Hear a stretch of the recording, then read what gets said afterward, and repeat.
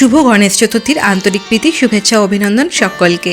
থাম্বনেইলে already তোমরা দেখেছো যে একটা পুরনো গণেশজির মূর্তিকে নতুন করে ট্রান্সফরমেশন করতে চলেছি। এই যে গণেশজি দেখছো এটা কিন্তু টেরাকোটার গণেশজি থাকে আমার স্টাডি টেবিলে। তো চলো আজকে গণেশ চতুর্থী উপলক্ষে আমার এই গণেশজিকে একদম নতুন করে সাজিয়ে তুলি। প্রথমে একদম হোয়াইট স্প্রে কালার নিয়ে আমি রেডি হয়ে গেছি আর ছাদে চলে গেছিলাম গণেশজি পুরো এন্টায়ার বডি কালারটাকে চেঞ্জ করে দেওয়ার জন্য। এই স্প্রে বটলটা কিন্তু লোকাল হার্ডওয়্যার শপ থেকে নিয়েছি আর এটার প্রাইস পড়েছিল 190 টাকা। দেখো কালার যেখানটা করব সেই ফ্লোর সারফেসটা তো অলরেডি আমি কভার করে নিয়েছি একটা কাগজ দিয়ে, আর তার সাথে কিন্তু ব্যাক সাইডটাও আমি ভালোভাবে পেপার দিয়ে কভার করে নিয়েছি যাতে স্প্রে কালারটা করার সময় এগুলো ছড়িয়ে অন্যদিকে না যায়। কালার স্প্রে করার আগে ভালোভাবে কিন্তু বটলটাকে ঝাঁকিয়ে নিতে হবে, এতে করে ভেতরে কিন্তু বলটার সাথে কালারটা খুব ভালোভাবে মিক্স হয়ে যাবে। স্প্রে কালার করার সময় কিন্তু আমি সবসময় মুখে মাস্ক পরে নিই, কারণ বড্ড বাজে স্মেল লাগে এগুলো আমার। দেখো ভালো করে কিন্তু কালারটাকে কোট করে নিচ্ছি, যতক্ষণ না প্রপার একদম ভাইব্রেন্ট কালারটা এসে যাবে ততক্ষণ কিন্তু বারে বারে স্প্রে করতে হবে।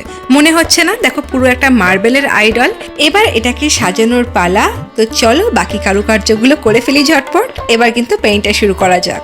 এরপর একটা গোল্ডেন কালার নিয়ে যে বর্ডার আর জুয়েলারি কাজগুলো করা রয়েছে সেখানে কিন্তু খুব ভালোভাবে কালারগুলো অ্যাপ্লাই করে নিচ্ছি। কালারটা দেখো এখানে মোটামুটি আমি কোনো রকমে একটা অ্যাপ্লাই করছি, অ্যাকর্ড করেই করছি, কারণ ফাইনাল টাচ আপ কিন্তু হবে। আর ফাইনাল কিন্তু ভালোভাবে কালারটা ফিনিশিং এর জন্য আরও একটা করে বা দুটো করে কোড অ্যাপ্লাই করতেই হবে, নয়তো কিন্তু কালারটা সেরকমভাবে ফুটবে না। কাজ চলছে, তোমরা দেখতে থাকো।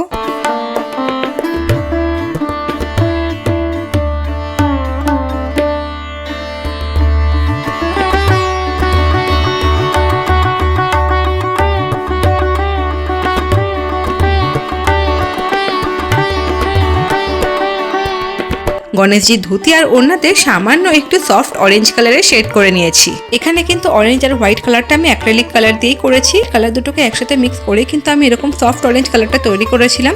এরপর কিন্তু ব্রাশ দিয়েই আমি এটাকে শেড করি, আর তারপর এটাকে কিন্তু একটা স্মুথ ফিনিশিং দেওয়ার জন্য ওপর থেকে সামান্য পরিমাণে এরকম হোয়াইট স্প্রেটা দিয়ে দিই। আর তারপর এঁকে নিচ্ছিলাম গণেশজির চোখ। ফার্স্টে ভেবেছিলাম চোখের লেন্সটা একটু রিয়েলিস্টিক টাইপের অন্য টাইপের করব, তারপর দেখলাম করার সময় যে এটাই বেশ কিউট সুন্দর লাগছে। তোমরা একটু নোটিস করলে দেখবে চোখের ওপরে গালে হাতে হালকা হালকা করে কিন্তু একটা ক্রিম শেড তোমরা লক্ষ্য করতে পারবে। তো এটাও কিন্তু ওই সেম সফট অরেঞ্জ কালারটা দিয়েই করা।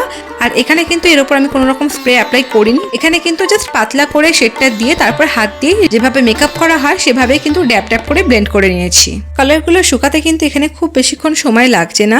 একটার পর একটা কালার অ্যাপ্লাই করার মাঝে মাঝে কিছুক্ষণ করে সময় দিচ্ছি যাতে কালারটা মোটামুটি একটু ড্রাই হতে পারে, এতে করে পরের কালারটা করার জন্য বেখেয়ালেও কোথাও ঘেটে যাবে না। দেখো এখনো অবধি কিন্তু আমার এই কাজটা ঠিক এমনটা দেখতে লাগছে। পুরোটা কমপ্লিট হলে বোঝা যাবে যে ফাইনালি লুকটা কেমন এলো।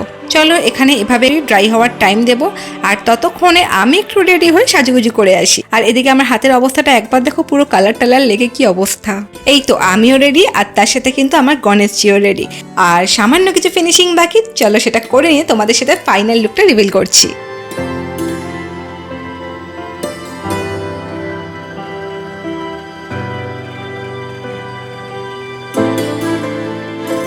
ওম গানেশায় নমঃ। এই হলো আমার গণেশজির ট্রান্সফরমেশন। আগের লুকটাও তোমরা দেখেছো আর এই ফাইনাল লুকটাও তোমরা দেখছো। এবার দেখো আমার এই গণেশজি কিন্তু নতুনভাবে নতুন রূপে একদম তৈরি। দেখে মনেই হচ্ছে না যে টেরাকোটার বিগ্রহ। এটা মার্বেলের গণেশজি মনে হচ্ছে কিনা ঝটপট তোমরাই কমেন্ট করে বলো। ঠিক যেমনটা আমি মনে মনে এক্সপেক্ট করে বানাতে বসেছিলাম এর ফাইনাল রেজাল্ট কিন্তু ঠিক তেমনটাই এসেছে। আমার তো দেখে জাস্ট চোখটা জুড়িয়ে যাচ্ছে।